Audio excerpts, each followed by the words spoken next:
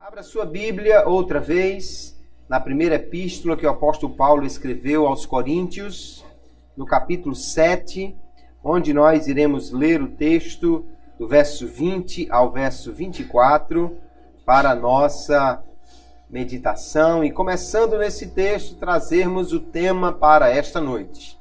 1 Coríntios, capítulo 7, no verso 20, o apóstolo Paulo diz assim: cada um fique na vocação em que foi chamado. Foste chamado sendo servo, não te dê cuidado. E se ainda pode ser livre, aproveita a ocasião. Porque o que é chamado pelo Senhor, sendo servo, é liberto do Senhor. E da mesma maneira também o que é chamado, sendo livre, servo é de Cristo. Fostes comprados por bom preço. Não vos façais servos dos homens. Irmãos, cada um fique diante de Deus no estado em que foi chamado. Amém. E graças a Deus. Nos dias que o apóstolo Paulo escreveu esta epístola, queridos, havia um grande número de pessoas sem liberdade. Haviam muitos escravos. No tempo que o Império Romano dominava a maior parte do mundo, os homens chamados livres eram aqueles que não precisavam trabalhar e apenas se reuniam para discutir os assuntos da cidade, da polis, aquela forma de governo que estabeleceu-se desde a Grécia e expandiu-se pelo mundo. Os homens que trabalhavam realmente no batente, como nós dizemos, em sua grande maioria eram escravos. Calcula-se que existiam cerca de 60 milhões de escravos no Império Romano. Era muita gente. Paulo então escreve para uma igreja que provavelmente teria entre as suas fileiras pessoas que foram escravos, ou até mesmo que ainda era. Nós vamos encontrar, por exemplo, na epístola a Filemão, o caso de um escravo que tinha fugido, mas que ainda vivia nessa condição de escravo. E nós vemos que Paulo, então, aqui nesse texto, ele vai abordar o tema liberdade, que era certamente um tema muito desejado, um tema necessário naqueles dias. Ele está falando inicialmente sobre a questão do casamento, mas já nesse tema ele fala sobre aquelas irmãs cujos maridos não fossem crentes e que se apartassem, fossem embora. E ele diz que a irmã então não fica sujeita à servidão. E depois ele vai então trabalhar esse tema da servidão, da liberdade, dizendo que os homens que eram escravos, no entanto, quando eles eram chamados por Cristo e aceitavam a Jesus, eles permaneciam escravos dos homens, escravos materialmente, mas eram livres espiritualmente. No entanto, ele diz, se você encontrar a oportunidade de também ser livre materialmente, amém. Mas aquele que, no entanto, é livre entre os homens, mas quando aceita Jesus, ele também se torna escravo de Cristo. Então esse tema liberdade, nós precisamos pensar até que ponto o homem é livre, de que ele é livre, como funciona essa liberdade. Principalmente, Paulo vai falar aqui de liberdade em alguns campos, mas a maior liberdade que Deus traz para o homem é a liberdade para servi-lo. A liberdade do pecado, a liberdade da condenação. E nessa noite, então, nós vamos falar sobre o tema livres pela graça. Vamos entender como a graça de Deus liberta o homem, de forma que podemos servir a Deus com toda a liberdade. Nós temos um primeiro momento para entender o que significa realmente ser livre. O que é o chamado livre-arbítrio humano, a liberdade de escolha. Nós podemos entender que essa liberdade nada mais é do que a habilidade de escolher uma dentre duas ou mais alternativas sem uma compulsão externa. Ou seja, eu posso escolher entre duas opções ou mais que estão diante de mim, sem ser forçado por nenhuma outra coisa, mas que a minha vontade pode escolher uma dessas coisas. Eu não sou obrigado, eu não sou forçado. Há pessoas que não entendem desta maneira a liberdade do homem. Há correntes teológicas que creem que tudo está determinado por Deus e que, portanto, o homem nada mais é do que alguém cumprindo uma agenda, cumprindo um plano já estabelecido. Mas o que nós entendemos pela palavra de Deus é que o homem, ele tem uma certa liberdade de fazer escolhas. Só que vamos ver que isso foi alterado durante a história humana. O teólogo Armínio diz que uma causa age livremente quando tem a capacidade de suspender sua ação. Você é livre à medida que você poderia fazer uma coisa, mas você diz, não vou fazer. Você é livre para escolher fazer ou não fazer. Se você não consegue dizer não, se você não consegue deixar de fazer aquilo, então não há liberdade. Você necessariamente tem que fazer aquela coisa. Mas os homens foram dotados por Deus, desde a sua criação, com a capacidade de escolha. Sendo que o pecado, obviamente, alterou grandemente esta capacidade. Mas quando falamos de liberdade, nós precisamos entender que liberdade plena, ou liberdade no máximo que o homem consegue atingir, é isso. Diz o escritor americano, filósofo, que se uma pessoa for livre com respeito a uma dada ação, então tem a liberdade de realizá-la ou não. Nenhuma das condições anteriores e ou leis causais determinam que ela realizará ou não a ação. Ser livre, então, é você poder escolher fazer uma coisa sem ser forçado por nenhuma coisa que você tenha anteriormente feito, ou que tenha uma lei externa, ou alguma vontade que não seja a sua que lhe obrigue a fazer isso. Nós percebemos então que o homem ele tem liberdade, mas a liberdade do homem é limitada. Deus, por ser infinito, Deus tem plena liberdade. Deus é livre para agir, embora ele mesmo tenha também as suas características, né, os seus atributos, que limitam, de uma certa forma, a liberdade do próprio Deus. Por exemplo, Deus não pode passar por cima da sua justiça. Deus não pode passar por cima das suas características. Deus não pode mentir, a Bíblia diz. Então Deus não é livre para mentir. Veja que nem mesmo Deus tem liberdade total, e sim liberdade para fazer tudo de acordo com a sua natureza.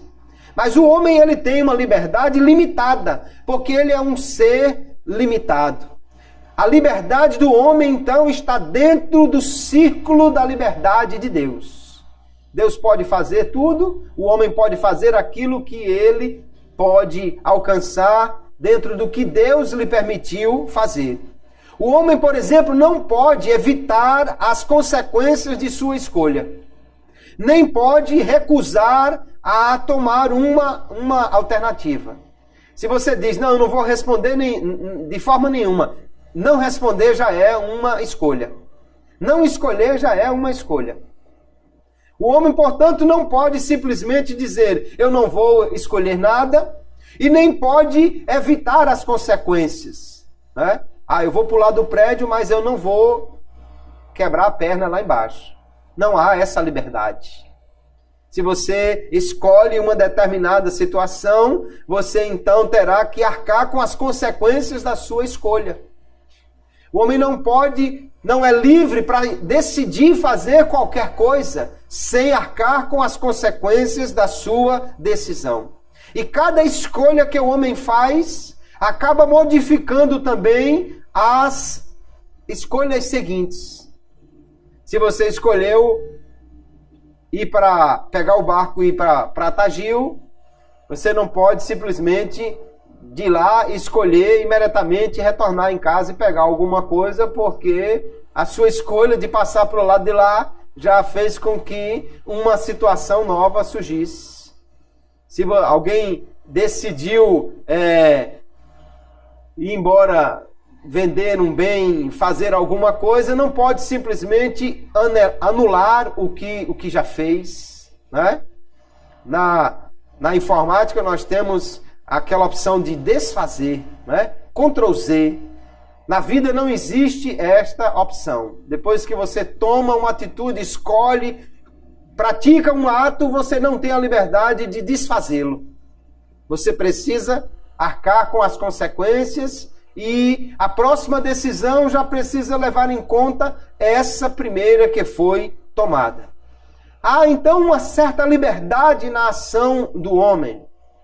Mas uma pergunta que Armínio levanta, uma pergunta que nós podemos levantar e é importante para nós é: hoje, na atual situação dos homens, há nele, no homem, uma liberdade de ação que não esteja sob a ação do pecado e do seu domínio?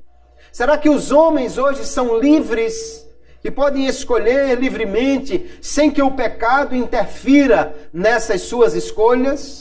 Quais os poderes do homem para fazer o que é bom? Será que qualquer homem pode escolher agradar a Deus? Pode escolher buscar o caminho da salvação? Todo homem é livre para aceitar a Jesus como seu Salvador? Essa é uma questão importante que nós precisamos entender nesta noite sobre a liberdade do homem para tomar decisões espirituais. O que a Bíblia nos mostra, queridos irmãos, é que o homem foi criado por Deus sendo livre. Quando Deus criou o homem, a Bíblia diz que Deus criou a sua imagem e semelhança. Como Deus é livre, o homem também foi criado em liberdade. Foi criado tendo livre arbítrio, podendo escolher, podendo decidir. Tanto que lá no capítulo 2, o verso 16, quando Deus coloca o homem no jardim, Deus lhe diz assim: e ordenou o Senhor Deus ao homem, dizendo: de toda árvore do jardim comerás livremente. Deus deu liberdade ao homem para escolher. Ele podia escolher qualquer árvore para comer, menos da árvore do conhecimento do bem e do mal, que Deus lhe deu como um teste, como uma prova. Que Deus colocou ali para que o homem pudesse provar a sua obediência a Deus e para que ele pudesse entender que nenhum homem jamais foi tão livre que não precisasse prestar contas a Deus do que ele faz. O homem nunca foi autônomo, ou seja, que estabelecesse as suas próprias leis, as suas próprias regras. Sempre o homem está debaixo de uma autoridade. O homem foi criado livre, estando debaixo da autoridade de Deus, mas podendo escolher. Inclusive podia escolher obedecer ou desobedecer. Infelizmente, o homem escolheu desobedecer. E quando ele desobedeceu a Deus, ele deixou de ser alguém debaixo da autoridade de Deus, exatamente porque se rebelou contra ela quando pecou. Mas ele agora se achava que seria como Deus, ou seja, livre. Não foi essa a proposta do inimigo, né? Você vai comer e você vai ser como Deus. Puro engano. O homem, em vez de se tornar livre, tornou-se escravo do pecado. Escravo de Satanás. Romanos capítulo 6, o verso 16... o apóstolo Paulo diz assim: não sabeis vós que a quem vos apresentardes por servos para lhe obedecer, sois servos daquele a quem obedeceis, ou do pecado para a morte, ou da obediência para a justiça? O homem podia escolher ser servo da obediência, ou seja, ser servo de Deus obedecendo a ele. Mas ele preferiu desobedecer, tornou-se então escravo do pecado, escravo de Satanás para a morte. E isso foi o que aconteceu. O homem morreu espiritualmente e tornou-se escravo. O escritor Orton Wilde diz assim: a vontade do homem tornou-se perversa, o intelecto dele obscureceu-se e as afeições ficaram alienadas, e em virtude do medo da morte, toda a sua vida ficou sujeita à servidão. Essa é a situação do homem depois que ele pecou. A vontade dele está maligna, está inclinada para o mal, está escravizada ao pecado, a sua mente está obscurecida, ele não consegue raciocinar plenamente livre do pecado, e ainda as suas afeições, o seu coração ficou prisioneiro do pecado. Ele é inclinado para o mal e está sujeito a ele. Então, quando o homem pecou, queridos, ele perdeu essa capacidade da livre escolha. O livre-arbítrio foi perdido quando o homem pecou, porque ele agora tornou-se escravo de Satanás por causa da sua desobediência. Embora ele tenha escolhido isso livremente. Livremente o homem escolheu desobedecer, mas agora se tornou escravo de Satanás. Só que a Bíblia, quando ela nos fala sobre tomar decisões, mesmo na área espiritual, fazer escolhas espirituais, a Bíblia mostra o homem como tendo a capacidade de escolher, como tendo a capacidade de decidir, mesmo em questões espirituais. Por exemplo, Deuteronômio capítulo 30, Moisés está falando ao povo de Israel e ele diz no verso 19: os céus e a terra tomo hoje por testemunhas contra ti, que te tenho proposto a vida e a morte, a bênção e a maldição. Escolhe, pois, a vida para que vivas, tu e a tua semente.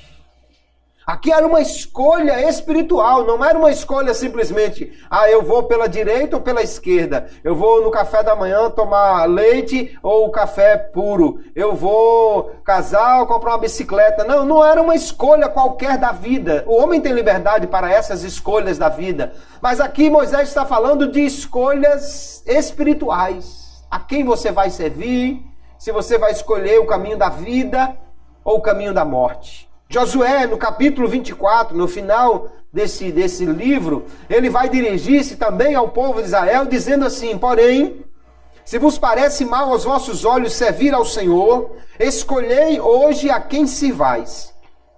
Se os deuses a quem serviram vossos pais que estavam da além do rio, ou os deuses dos amorreus em cuja terra habitais. Porém, eu e a minha casa serviremos ao Senhor. Aleluia. Veja que Josué ele está colocando diante do povo a necessidade e, portanto, a capacidade de fazer uma escolha. Se eles iam servir a Deus ou aos deuses pagãos. Se iam servir ao Senhor, Deus de Israel, ou aos deuses das nações que os cercavam ali na terra de Canaã.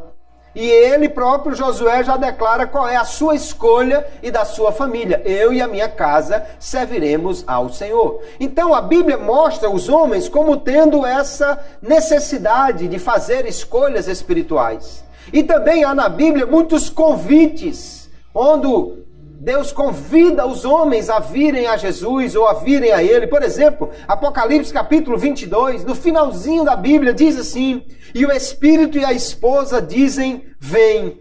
E quem ouve, diga, vem. E quem tem sede, venha. E quem quiser, tome de graça da água da vida. É um convite universal. Se convida quem quiser. Convida-se aqui todas as pessoas para virem tomar da água da vida. Lá em Atos, João capítulo 7, verso 37, primeiro diz: no último dia, o grande dia da festa, Jesus pôs-se em pé e clamou, dizendo: se alguém tem sede, venha a mim e beba.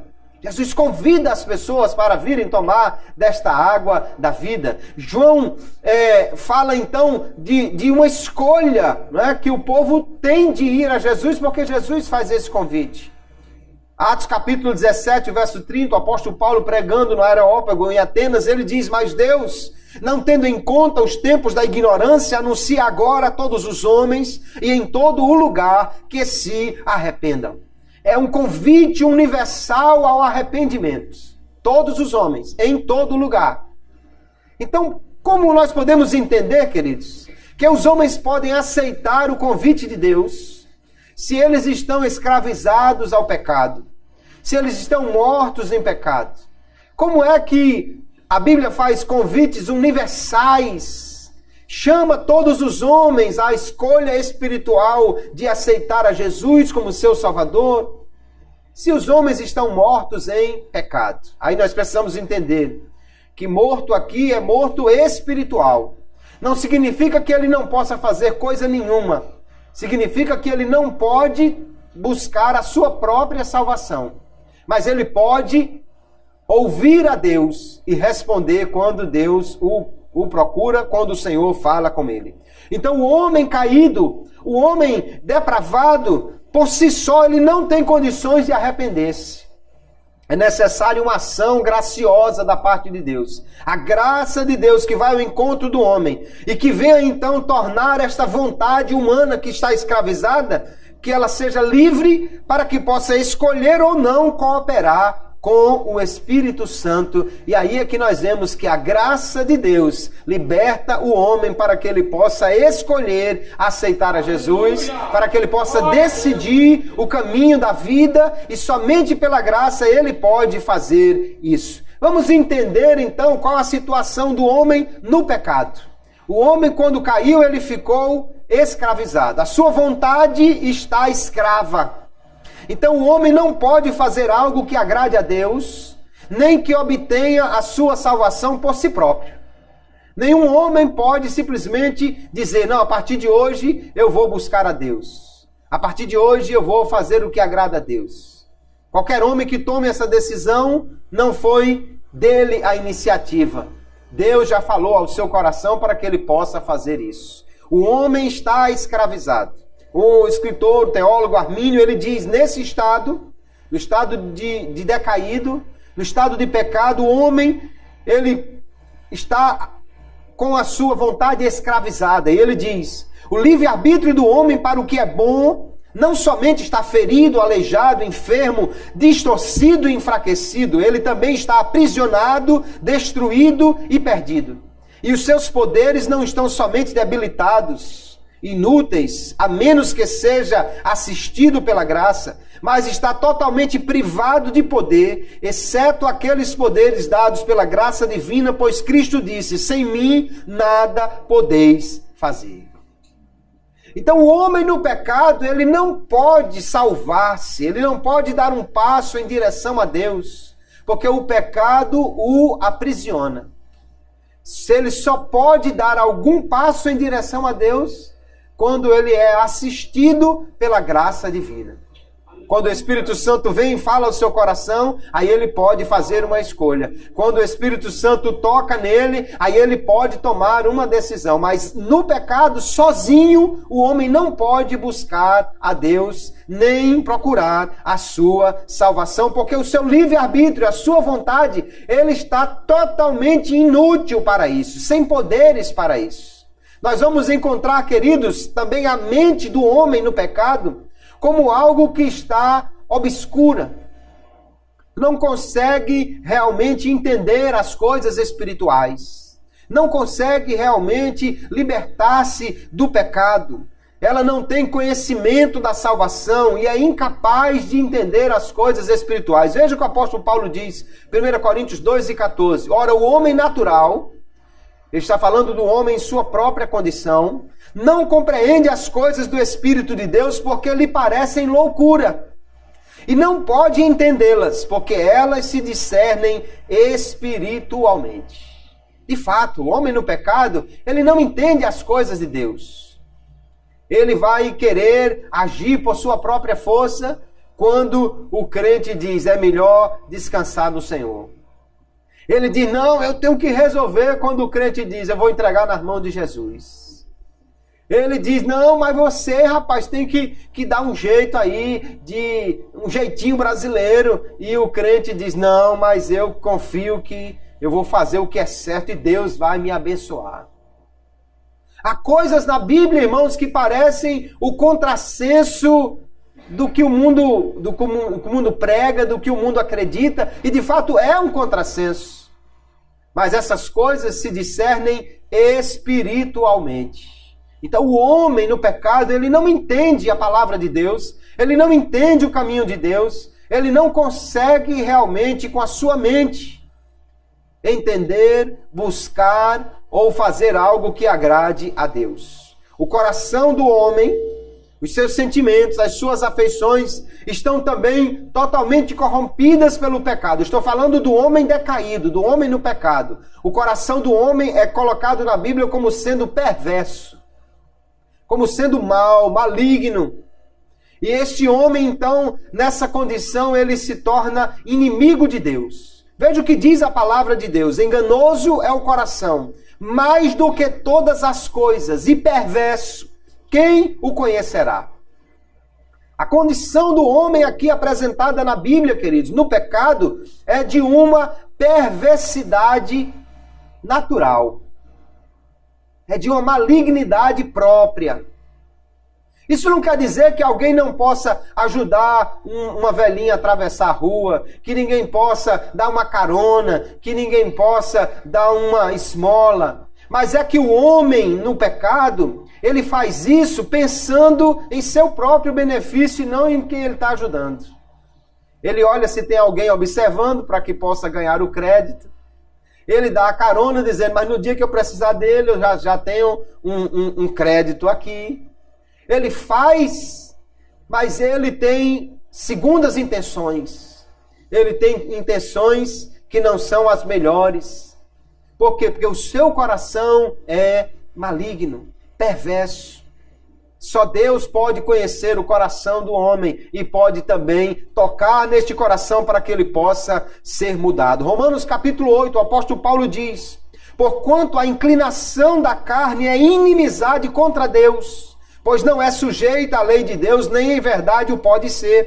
Portanto, os que estão na carne não podem agradar a Deus. Não é que ele não queira, ele não quer mesmo, mas é que ele não pode. Ele está escravizado pelo pecado. Ele pode até ir numa reunião, assistir um culto, frequentar uma religião, filiar-se a uma igreja, mas ele não pode caminhar corretamente e agradar a Deus.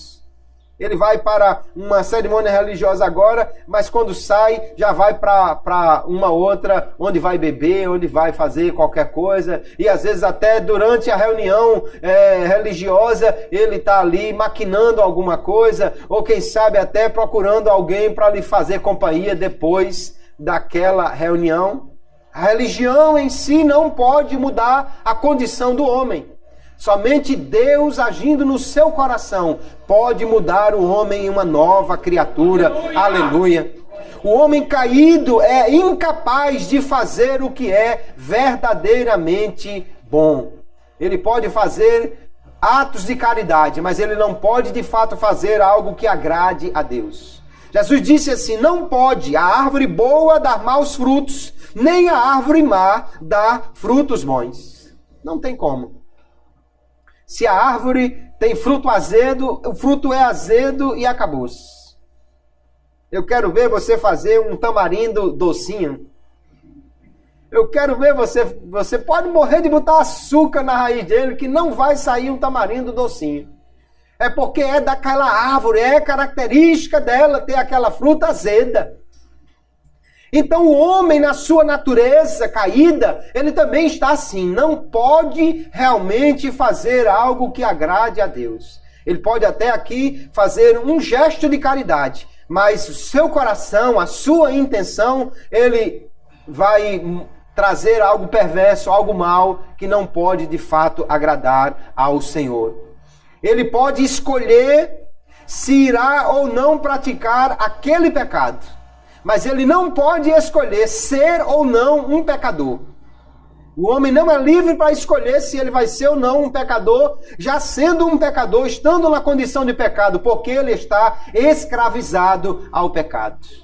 Só a graça divina pode libertar esse homem para que ele possa escolher sair desta condição de pecador e de escravo. Paulo aqui ele está falando sobre a liberdade de uma forma em geral, sobre a liberdade dos homens enquanto homens, a liberdade dos escravos e dos livres em relação à sociedade, mas ele está falando também a homens que foram libertos por Cristo.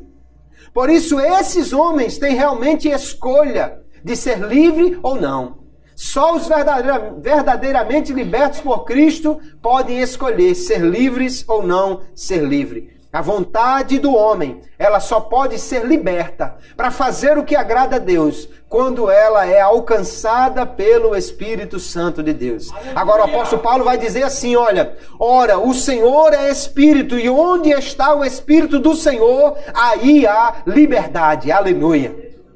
O homem, quando é alcançado pelo Espírito Santo de Deus, aí sim, ele pode ser liberto do pecado, pode ser liberto da condenação, liberto dessa prisão da mente, da vontade, do coração. Só o Espírito Santo pode fazer isso. Porque o Espírito Santo vai trazer ao homem uma liberdade que foi conquistada por Jesus na cruz. Por isso, João também vai dizer, capítulo 8, se pois o Filho vos libertar, verdadeiramente sereis livres. Aleluia. Alguém pode fugir de uma prisão e dizer, agora eu sou livre, mas não é. Alguém pode, um escravo naquela época, comprar com dinheiro a sua liberdade e dizer, agora eu sou livre, mas não é. Porque ele continua um pecador miserável, escravizado ao pecado. Mas mesmo que alguém seja um escravo acorrentado, ou alguém que esteve numa penitenciária de segurança máxima, mas se esse homem é alcançado pelo Espírito de Deus, que ele fala da liberdade de Cristo, e ele aceita Jesus como seu Salvador, mesmo em cadeias, ele é um homem liberto.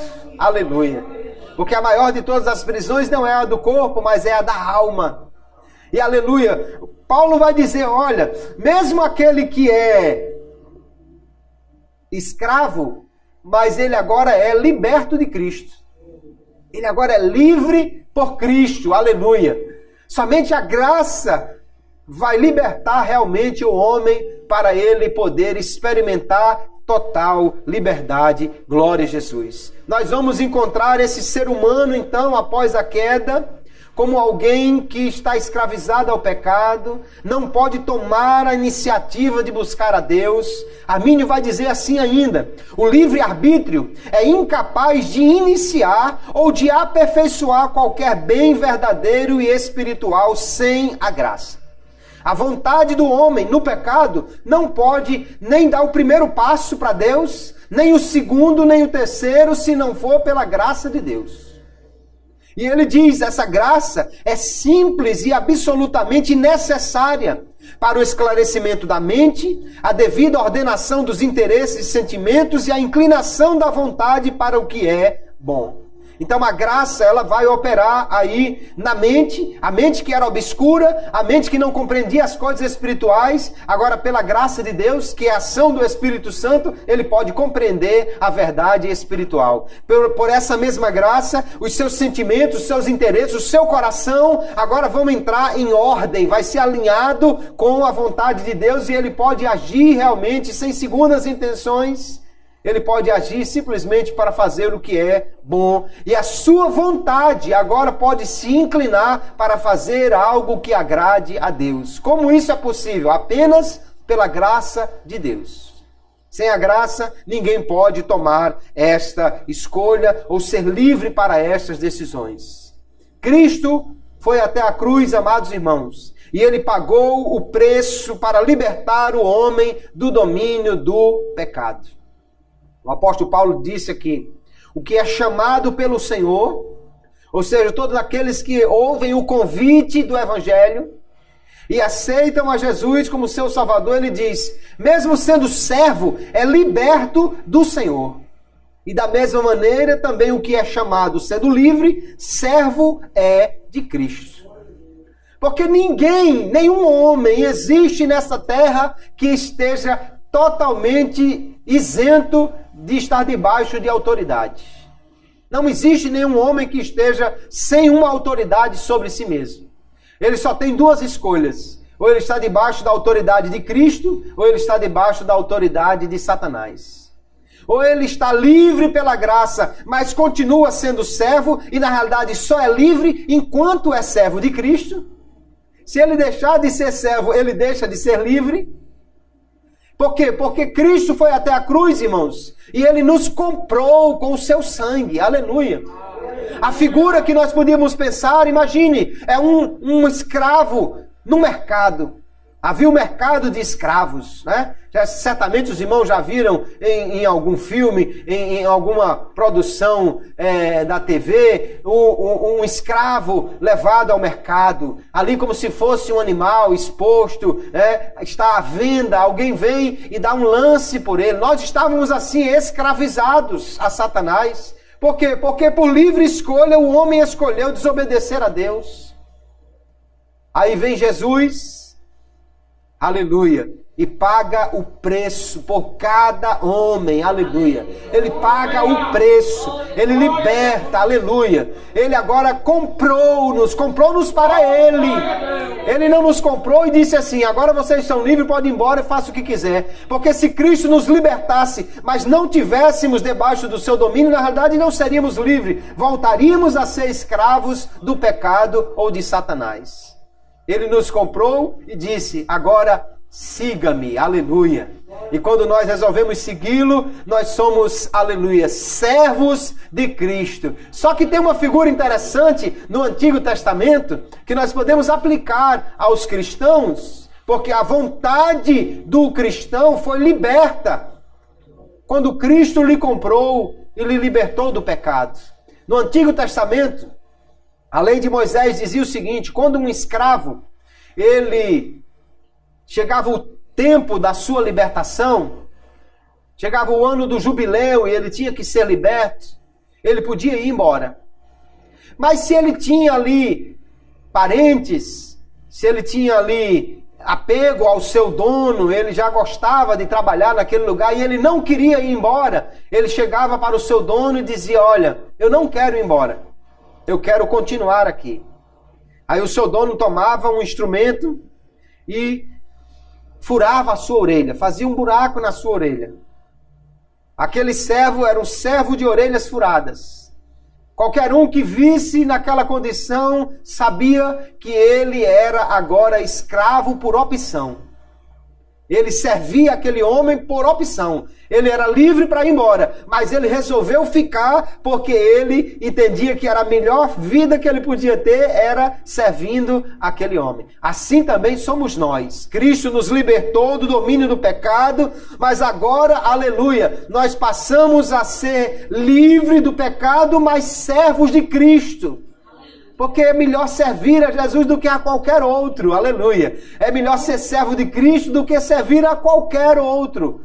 Porque Cristo é aquele que nos prende com cadeias de amor e de graça, aleluia. E na realidade estar debaixo do senhorio de Cristo é uma proteção e uma segurança para o crente, aleluia. Paulo vai dizer então que o que é liberto por Cristo, ainda que seja escravo dos homens, ou seja, um escravo que ainda não conquistou a sua liberdade material, mas o seu espírito está livre, a sua alma está livre, ele serve a Cristo. E ele vai continuar dizendo, já que você foi comprado, Jesus pagou o preço por você, então não se faça servo dos homens. Ele está falando aqui de muitas condições que as pessoas por aí acabam escolhendo servir aos homens, né? Ou estar de alguma maneira atrelados a eles. E às vezes, irmãos, as escolhas que nós fazemos nesta vida acabam nos tirando a liberdade de servir a Deus. Alguém pode escolher livremente trabalhar com alguém, montar uma empresa com alguém, ficar ajudando alguém, mas nós precisamos ter cuidado para que isso não nos tire a liberdade que Cristo nos deu. Aleluia. Paulo também poderia estar falando aqui da lei de Moisés, né? Que se o homem deixa Cristo e passa a obedecer à lei, ele perde a sua liberdade e passa a ser escravo, então, das tradições dos homens. Não vale a pena nenhuma condição que nos tire de debaixo da servidão de Cristo. Porque só sendo servo de Cristo nós somos verdadeiramente livres. Aleluia. Como é então que o homem é liberto por Deus? É a graça de Deus que liberta o homem. E onde essa graça vai agir? Vai agir exatamente na vontade do homem, para que ele possa ser liberto. Aqui nós temos outra fala de Armínio que ele diz, assim como a graça preserva, também o livre-arbítrio é preservado. E o livre-arbítrio do homem é o sujeito da graça. Onde a graça de Deus vai atuar? Exatamente na vontade do homem. Ele vai libertar a vontade do homem para que ele possa escolher servir a Deus. E ele diz, logo é necessário que o livre-arbítrio colabore com a graça, que é concedida para a sua preservação, mas auxiliada por uma graça subsequente. Quando o Espírito de Deus trabalha no coração do homem, esta é a ação da graça, que ele chama de graça preveniente. Ele liberta o homem para que ele possa escolher. Antes, no pecado, ele só podia escolher pecar. Agora, quando é alcançado pelo Espírito Santo, ele pode escolher pecar ou não pecar. Ele pode escolher continuar no pecado ou aceitar a Jesus como seu Salvador. Se ele aceita Jesus, então ele recebe mais graça para continuar nessa caminhada, para vencer a carne, o mundo, o diabo e continuar. Ou seja, a graça liberta o seu livre-arbítrio e depois vem uma graça subsequente. Aleluia. Mas sempre a vontade do homem, ele diz, sempre permanece no poder do livre-arbítrio rejeitar a graça concedida e recusar a graça subsequente. Porque a graça não é a ação onipotente de Deus, a qual o livre-arbítrio do homem não consegue resistir. Por que é que Deus não age irresistivelmente no coração do homem? Por que é que Deus simplesmente não pega o homem e diz, não, você agora é meu, você está salvo e acabou-se, e o homem não tem escolha nenhuma? Porque Deus, queridos, ele quer ter um relacionamento de amor genuíno com os homens. Só que amor forçado é uma contradição. Ou você me ama ou eu lhe mato. Jamais isso será um amor verdadeiro, né? Olha, se você não me amar, todo dia eu vou lhe dar uma surra. Como é que alguém pode amar dessa condição? Não existe amor forçado. Imagine se alguém por aí, né, ele de alguma maneira, os homens acreditam em muitas coisas, e alguém acredita que de repente alguém pode fazer, sei lá, um feitiço e ele se apaixonar por uma pessoa. Se alguém pudesse ser enfeitiçado e por causa desse feitiço se apaixonasse por outra pessoa, alguém diria que isso é um amor verdadeiro? Alguém diria que realmente aquela pessoa ama? Não, ele não ama. Ele está apenas coagido por uma força que alguém acredita que possa curvar a sua vontade para amar aquela pessoa. Deus não age assim. Aleluia. Deus age em amor. É interessante, porque quando o primeiro homem pecou, lá no Jardim do Éden, Adão pecou, se escondeu de Deus, Deus aparece a ele. É óbvio que Deus sabia onde ele estava, o que ele tinha feito, o que tinha acontecido, Deus sabia de tudo. Deus podia ter dito, 2 anjos aqui, traga aquele camarada ali e arraste aqui na minha presença. Deus podia ter mandado simplesmente alguém ir lá e trazer Adão à força e jogar na sua frente. Mas Deus, o Deus de amor, o Deus que ama, que busca um relacionamento verdadeiro, ele chega no jardim e pergunta, Adão, cadê você? Onde estás, Adão? Aleluia. Esse é o Deus da Bíblia, irmãos, o Deus que chama, mas não força. O Deus que fala ao coração, mas não coage, não violenta a vontade do homem. A graça de Deus, ela preserva. Então é ela que restaura a vontade do homem. Mas o homem com a vontade restaurada, ele pode aceitar a ação do Espírito Santo ou resistir. Ele pode ceder o coração a Jesus ou pode negar. Porque Deus não força, já que Ele quer um amor verdadeiro e genuíno. Se Deus não quisesse esse tipo de amor, Ele nem tinha colocado a árvore do conhecimento do bem e do mal no jardim. Simplesmente não dava opções ao homem de não escolher agradar a Deus. Mas Deus lhe deu essa opção, porque Deus quer uma obediência que seja do coração e um amor verdadeiro, quando a opção de amar o outro ou de não amar a Deus. E aí sim, o homem realmente mostra a sua obediência e o seu amor por Deus. A graça, então, capacita a vontade do homem. O escritor Roger Olson, ele diz, a graça preveniente não interfere na liberdade da vontade. Ela não verga a vontade ou torna certa a resposta da vontade. Apenas capacita a vontade a fazer a escolha livre, quer seja para cooperar, quer seja para resistir a graça. É como alguém que está prisioneiro. Imagine alguém que está numa cela de uma prisão. Imagine um homem que foi aprisionado. E alguém ainda por cima aplicou uma droga no seu sangue que ele não consegue pensar direito, ele não consegue raciocinar direito. E ele está jogado numa cela que está fechada e a chave foi atirada fora. Essa é a condição do homem no pecado. Preso, com a mente obscurecida, que não pode sequer realmente entender as coisas espirituais e buscar a Deus. Mas aí Jesus invade o cárcere, aleluia. Abre a porta, aplica um antídoto no homem que ele passa a droga, o efeito da droga, aleluia. Só que ele não pega esse homem pelo colarinho e sai correndo com ele, corredor afora. Ele diz para ele, como disse a todos os que lhe seguiram, siga-me, aleluia. Siga-me, agora ele está livre, a porta está aberta, aleluia, sua mente está liberta, que ele pode entender, ele pode escolher realmente, ele está livre, o efeito da droga passou e Jesus disse, siga-me, aleluia. Aquele que então toma, aleluia, o caminho e segue a Cristo, é liberto do Senhor, mas graça receberá, porque a graça não vai forçar a vontade do homem, pelo contrário, vai libertá-la, para que o homem possa escolher, aleluia, e seguir a Jesus. Ou possa resistir a ele. Porque alguém iria resistir? Porque o homem, muitas vezes, faz escolhas pensando apenas no seu prazer. E Jesus disse, eles amaram mais as trevas. Ou João diz, eles amaram mais as trevas do que a luz. O Roger Ross continua dizendo, a cooperação do homem com a graça, da sua vontade com a graça, não contribui para a salvação, como se Deus fizesse uma parte e os humanos a outra. Antes, a cooperação com a graça na teologia arminiana é simplesmente a não resistência à graça.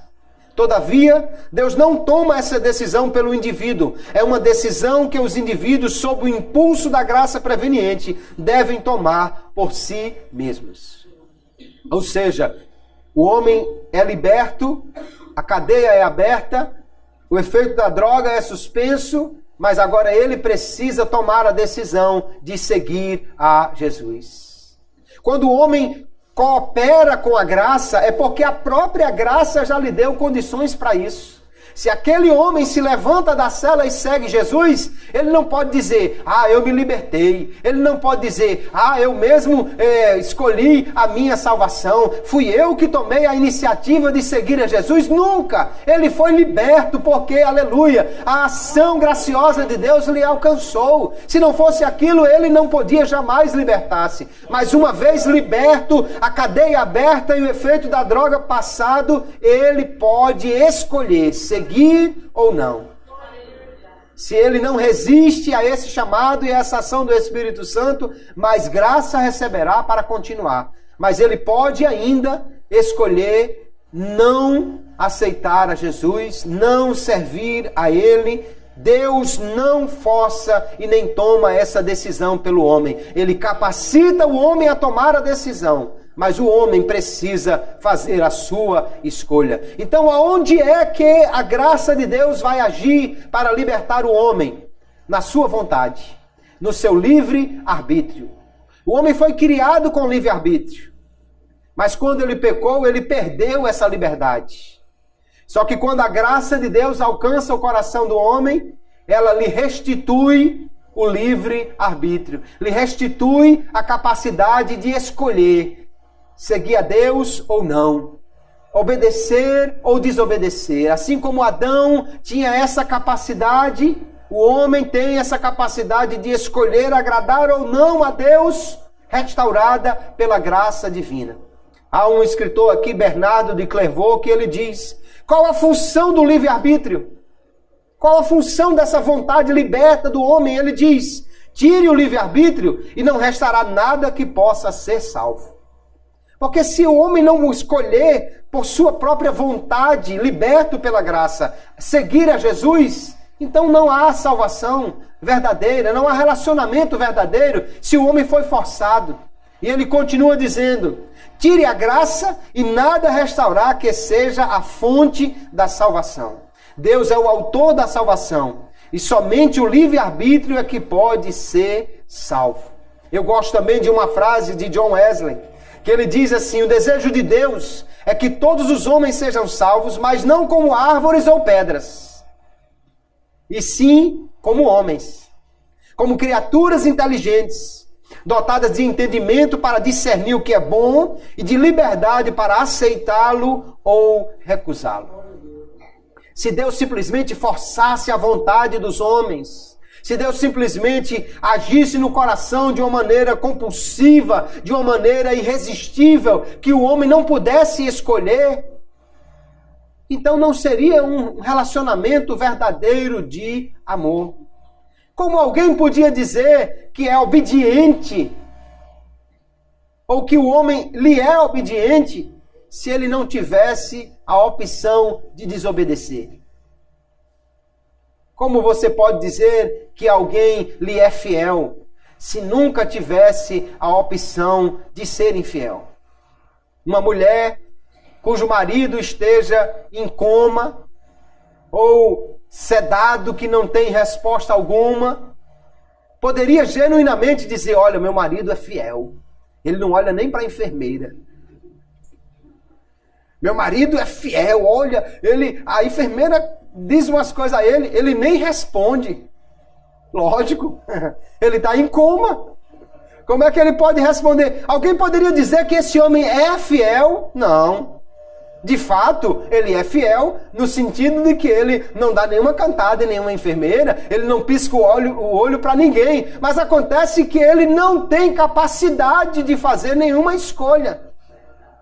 Agora, se o marido está lá, mesmo hospitalizado, mas é fiel, aleluia, e nem olha para as enfermeiras, e nem pisca o olho para ninguém, e nem dá bola para ninguém, aí mesmo podendo fazê-lo, sendo consciente para que possa fazer esse tipo de ação, mas ele escolhe não fazê-la por causa da sua fidelidade, aí sim a mulher pode dizer: meu marido é fiel.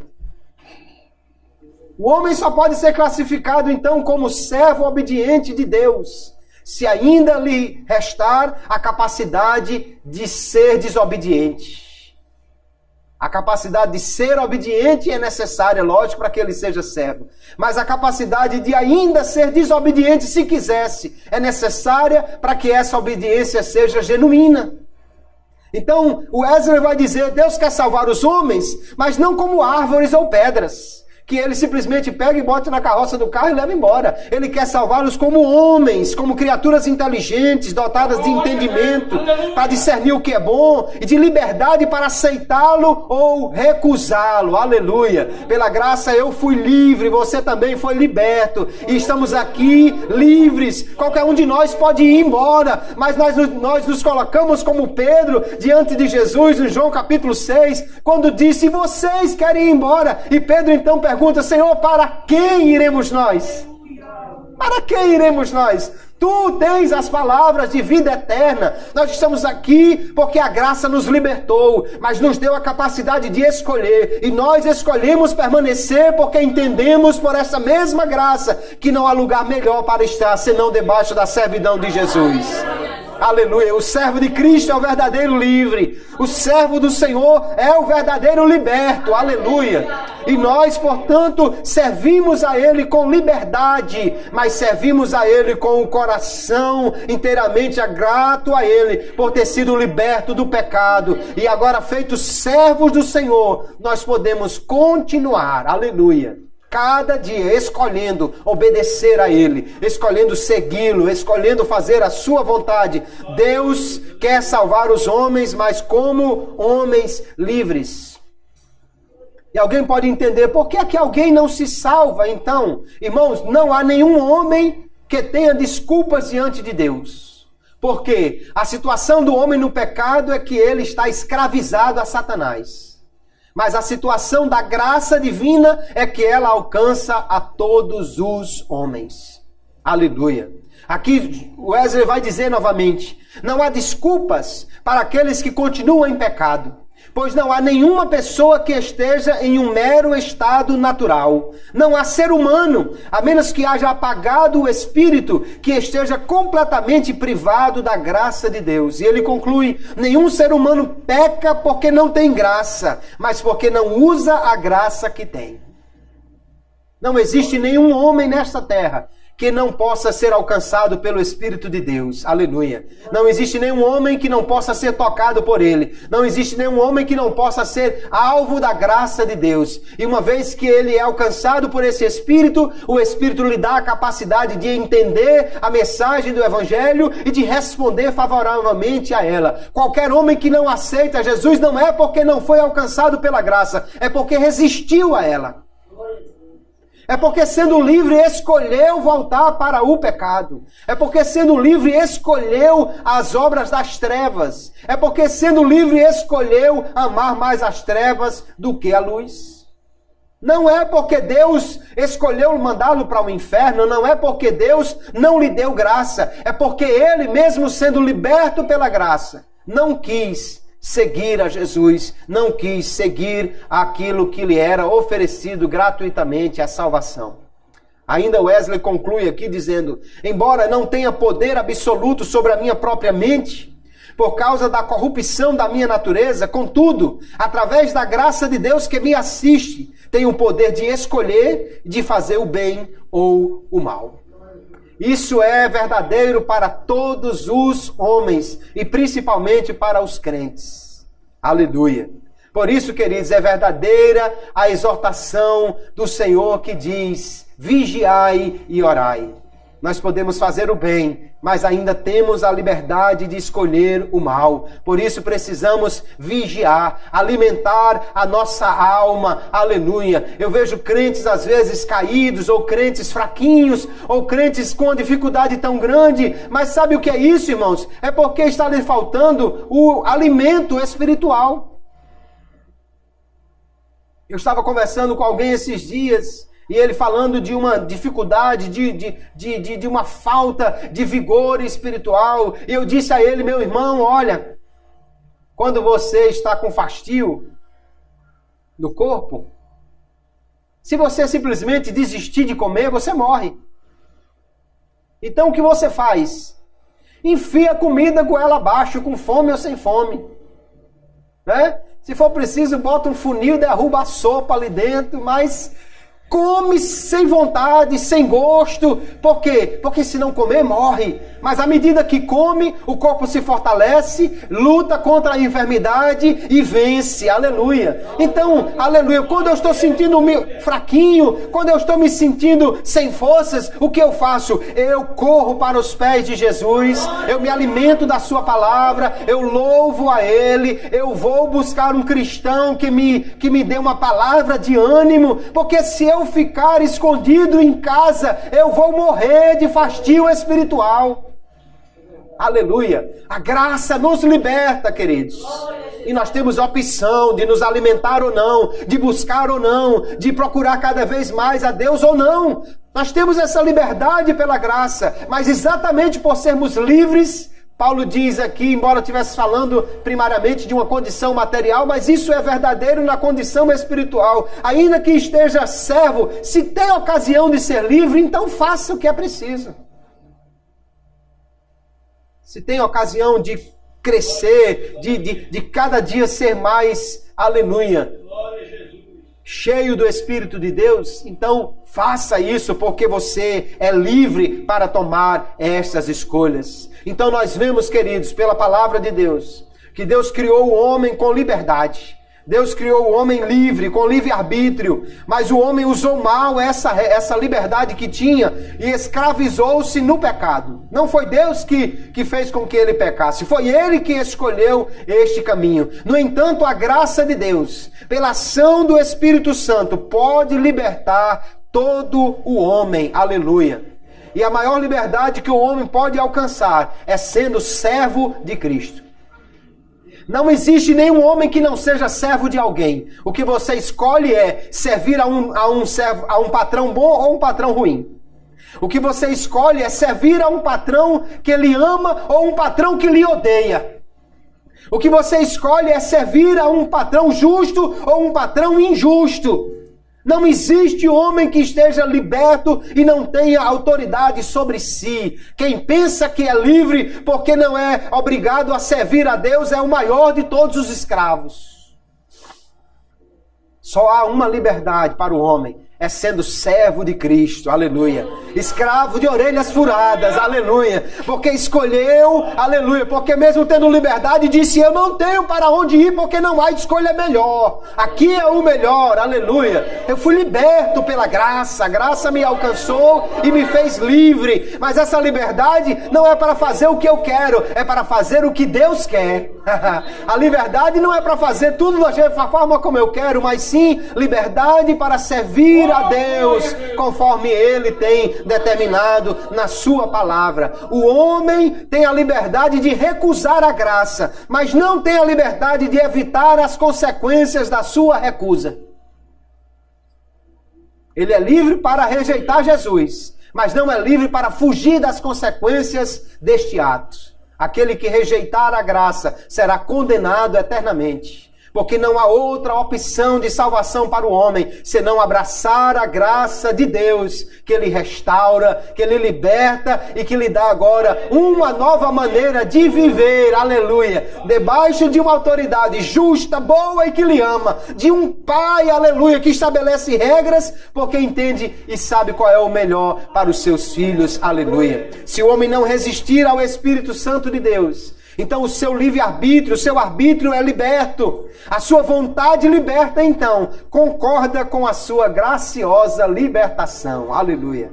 Sendo livre, ele agora diz amém para a liberdade que recebeu e segue aquele que o libertou. Que nós possamos nesta noite, queridos irmãos, louvar a Deus por sua maravilhosa graça. Aleluia. Nós fomos livres, estávamos encarcerados, acorrentados, com a mente inebriada por uma névoa como de uma droga, porque estávamos totalmente presos a Satanás. Jesus foi até a cruz para nos trazer liberdade, nos comprou, nos libertou, mas nessa liberdade que Ele nos deu, Ele agora chama-nos para segui-lo. E nós temos liberdade para aceitar este convite. Nós temos liberdade para seguir a Ele. Temos liberdade também para tomar o caminho de volta. Mas o caminho de volta não é um caminho de um livre. É o caminho de um escravo, da porca que volta ao esponjadouro, como vai dizer a palavra de Deus. Nós não queremos isso. Somos livres para continuar servos. Somos libertos para continuar escravos. Escravos, no entanto, de um Pai amoroso. Aleluia. Escravos porque Ele determina as regras. Nós somos, aleluia, aqueles que lhe seguem. Aleluia. Ele é aquele que foi eleito para ser o Salvador. E nós somos eleitos para ser salvos por Ele. E escolhemos, aleluia, pela fé, porque a graça nos capacitou para isso, nos libertou e agora nos deu a opção de dizer sim para Jesus. Eu quero que você entenda, você é livre para buscar a Deus, você é livre para ler a sua palavra, você é livre para estar na igreja, você é livre para fazer aquilo que agrada a Deus.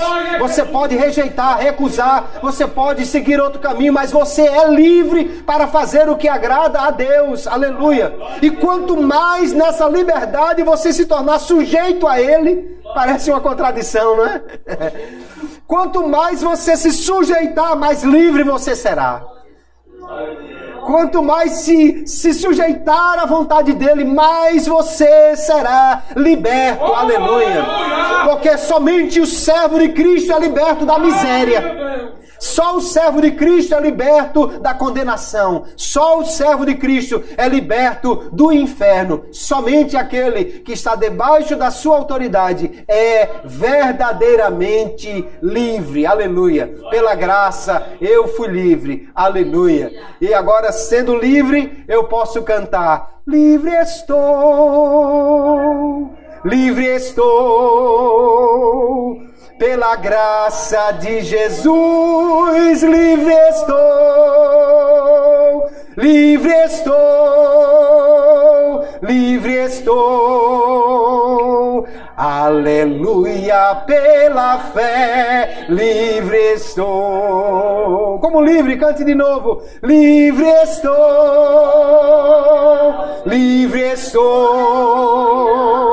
pela graça de Jesus. Livre estou, eu fui livre. Livre estou.